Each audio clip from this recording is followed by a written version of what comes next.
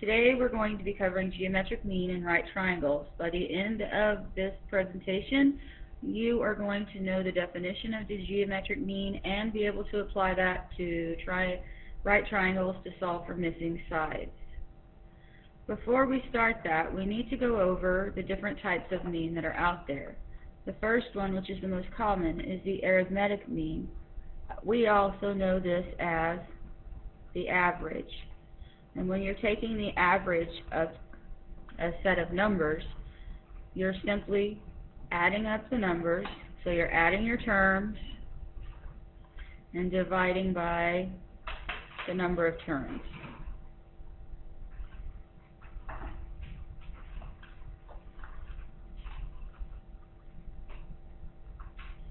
For instance, if I had the numbers 4, 5, and 6, I'd add the 4, the 5, and the 6 together, and then divide by how many terms there are, which is 3, and that would give me an answer of 5 as my mean. 5 would be my average.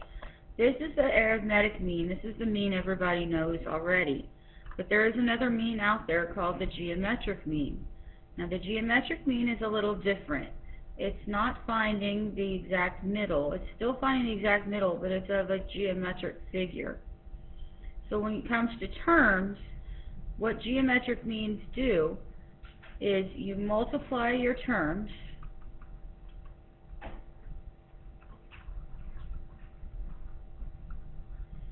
but then you take the nth root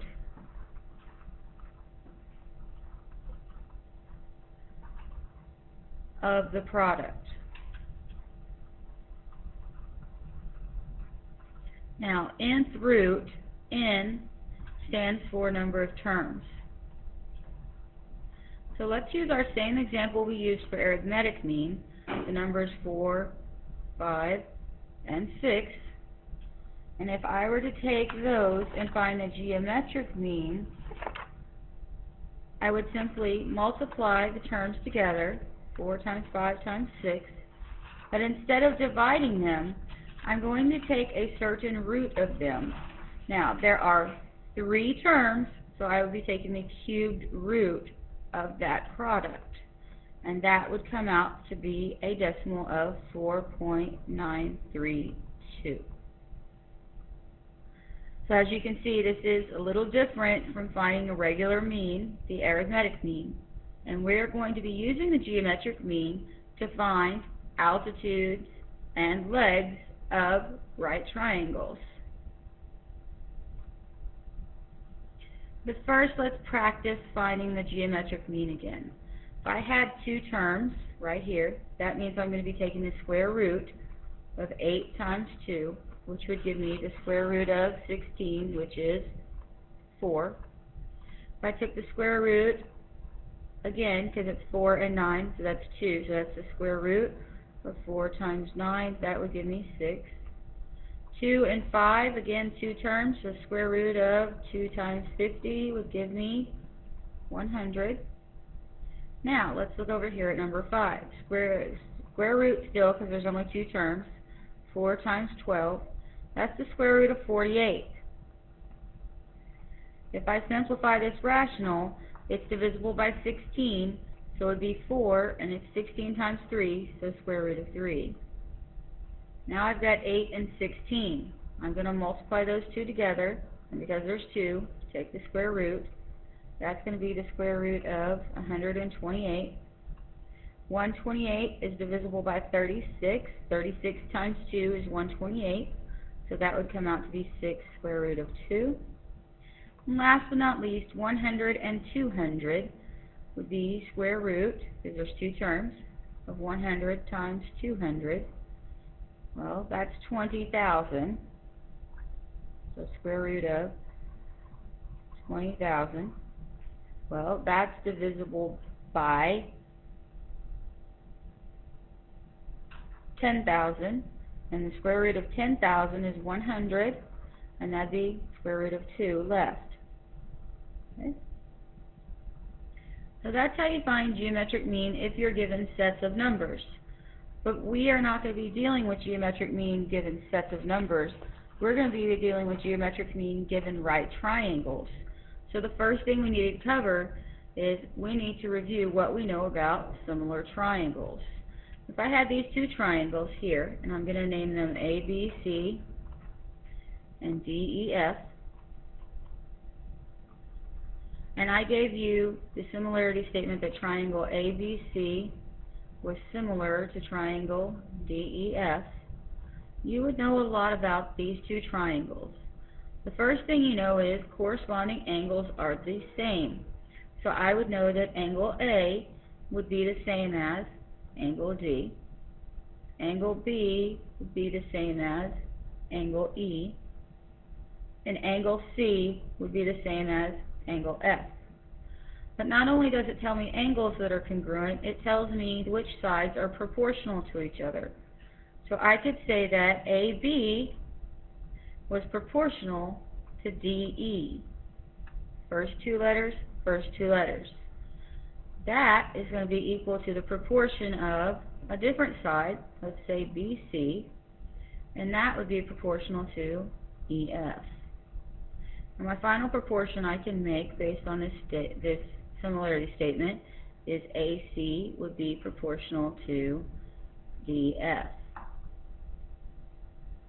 So that's basically what we learned with similar triangles, and we know we can set up a proportion of side to side equals side to side and cross multiply to find certain answers for certain sides of these triangles.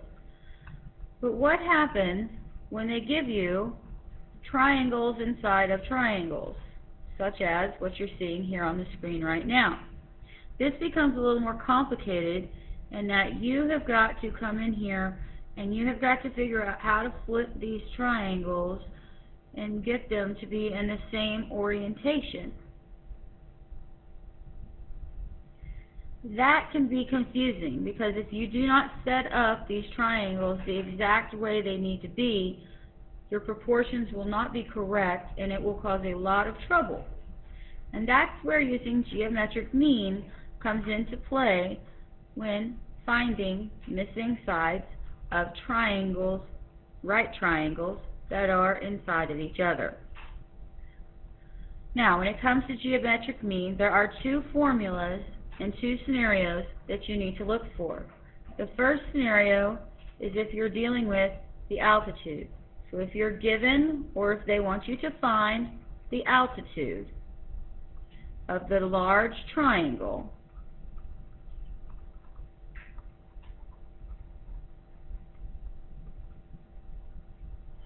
then you must use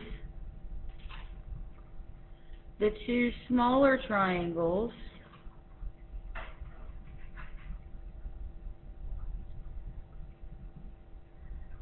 to set up your proportion.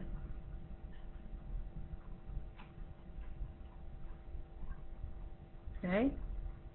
So what that means is if they give me A here, the altitude of this triangle, which is this line right here, then they also need to give me at least one other, they need to give me two things in order for me to be able to solve. So let's say they give me this part of the small triangle, and they give me this part, which I'm labeling H2, of the other small triangle. Well, when I look at H1 plus H2, that's the hypotenuse of the large triangle. So, since I've been given altitude or told to find the altitude, then I need to use the two smaller triangles. So I'm going to highlight one of the smaller triangles in green, and I'll highlight the other one in orange. Okay, like so. That way I know which two triangles I'm looking at to figure out my proportion. Now, if you notice, these two triangles have side A in common, which means in my proportion, I am going to have A on both proportions. The first thing we need to do is decide who are we going to put on, which triangle we're going to use on top, and which triangle we're going to use on bottom. I'm going to use the green triangle on the top and the orange triangle for the bottom of my proportion here. Okay? So I look at my green triangle, and I pick one of the two sides they've given me. So I'll pick H1. Okay? And that side is proportional to which side of my orange triangle? Well, here's my right angle and the small triangle. If I look, H1 is a leg. It seems to be the shorter leg. So that would be the shorter leg of the orange triangle, which is A. Okay.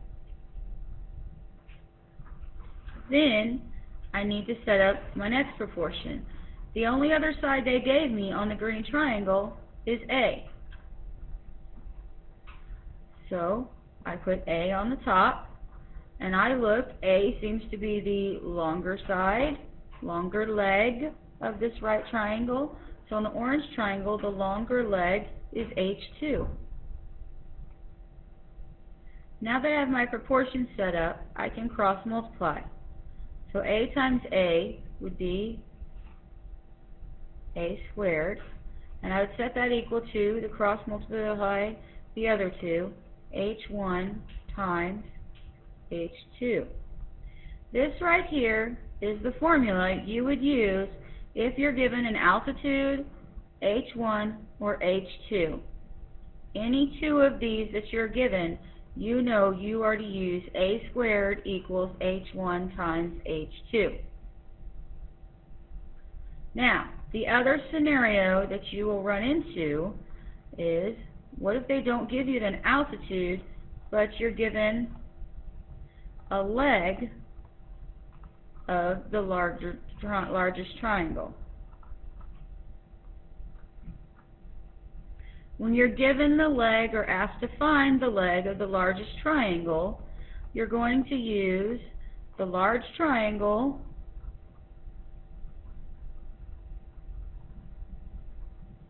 and the small triangle that has that same side.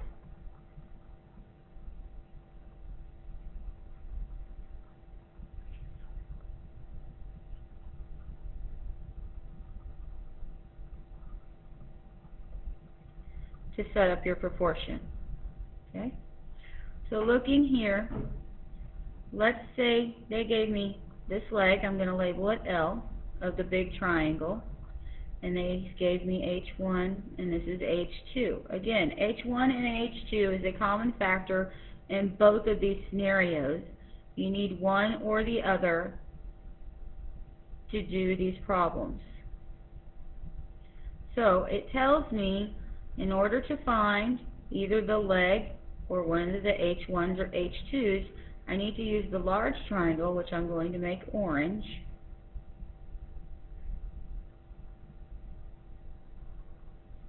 And I need to use the small triangle that has the same side given as the large triangle. So the small triangle that has the leg given, okay, or the leg you want to find.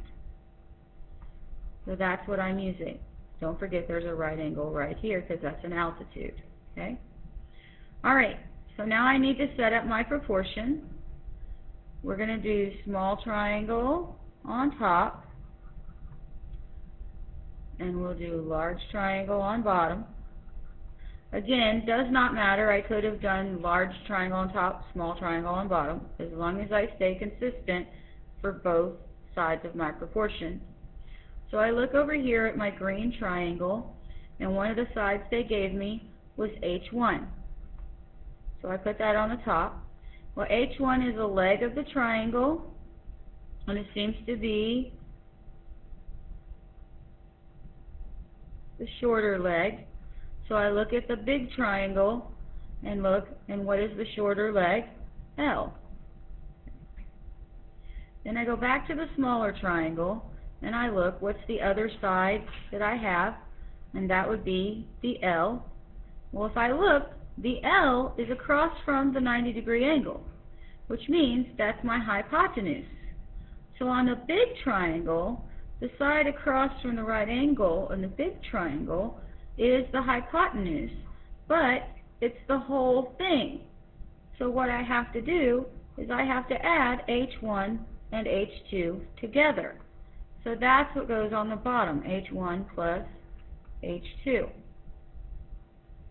Now that my proportion has been made, I simply cross multiply.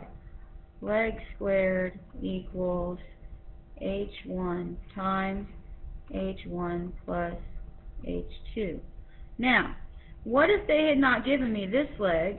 What if they had given me this leg? This leg, leg 2, would still be the same formula, leg 2 squared, but instead of H1 out in the front, now the adjacent side is H2. So it depends on which leg you use as to whether you use H1 or H2. Now let's take a look at an example. Here's our example. They want us to find all the missing sides. Now I need to look and see what did they give me. Well, they gave me the two parts across from the right angle. So they gave me H1 and they gave me H2. So I can use either leg or altitude based on which one I'm finding. So let's go in order. We're going to find X first. X is a leg, right? So that's leg 1. So I'm going to be using L squared equals, well, what H is right next to L1? H1, right? Times H1 plus H2. Now, real quick, to make things easier, I always, if I'm given H1 and H2, I always find H1 plus H2 by adding them. So 4 plus 2 would be 6. Alright, so now I've got what I need, so let's plug in what I know. L1 squared would be X squared. Now it equals H1, which is 2, times H1 plus H2, which is 6. So I know that X would be the square root of 12, and as a decimal, that would be 4.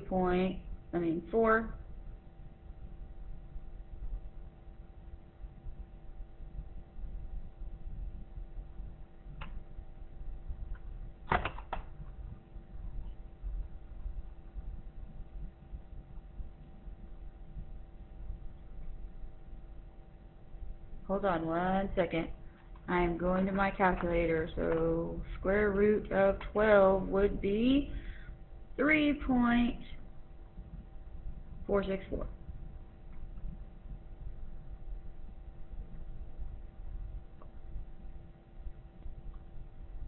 Okay, so we've solved for X. So now let's look at what Y is. Y is an altitude, right? So when solving for an altitude, I use A squared equals H1 times H2. Well, A is Y, so Y squared would equal H1, 2, times H2, 4. So Y would be the square root of 8, which, when put in the calculator, comes out to be 2.828. Finally, I look at Z. Z is a different leg of the big triangle. So that's my L2. It's still squared, but this time instead of H1 on the outside, it's H2, and then plus H1 plus H2. So Z squared would equal 4 times 6, which is a square root of 24. So Z would end up being 4.899. And there you go. That's how you use geometric mean to solve for missing sides of a triangle. Now let's look at an example where they don't give you both of your H1 and H2, such as the one we're looking at right here. Here, H1 is one of my variables, and H2, I'm actually given a term. So I need to look and see, have they given me a second term or second side that I can use? And yes, they have right over here, this 8, side BC, is a leg. So I'm going to label it leg 1. Y would be my altitude, and Z would be my leg 2. Okay? I first need to solve for H1 before I can get altitude or leg 2. So I'm going to use my leg 1 formula. So leg 1 squared would equal H1 times H1 plus H2. So leg 1 is 8, so 8 squared would equal H1, which is X, times X plus H2 is 12. Okay? So now I need to start multiplying and distributing. I'll get 64 equals X squared plus 12X. I need to get this to the other side because I now have a quadratic. So X squared plus 12X minus 64. Now I have to factor. So I need to think of factors of 64. That would give me 12 when subtracted. And that's a really simple one to find, 4 and 16. The 16 would be my plus because it's positive 12, and the 4 would be my minus. I'd set each one of these equal to 0 and solve for x. I'd get x was 4, and I would get x was negative 16. Now because we can't have a negative length, that is an obsolete answer, and I get that x is 4. So I come to my drawing, and I put it right there. I label H1 as 4. At this point, I can find H1 plus H2 by adding 4 and 12, and it gives me 16. Now that I have H1 and H2, I can find Y, which is my altitude, by using A squared equals H1 times H2. Well, Y squared would equal 4 times 12. So Y would be the square root of 48, which, when put in the calculator,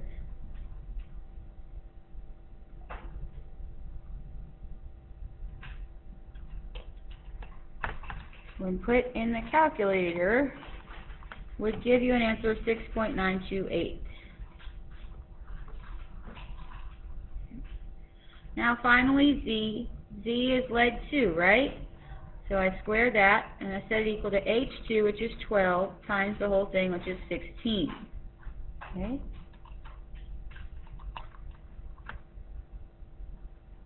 That's 192, and when I take the square root of 192, I get that L would end up being, not L, what is L? L2 is Z, sorry, forgot to plug in the right variable there.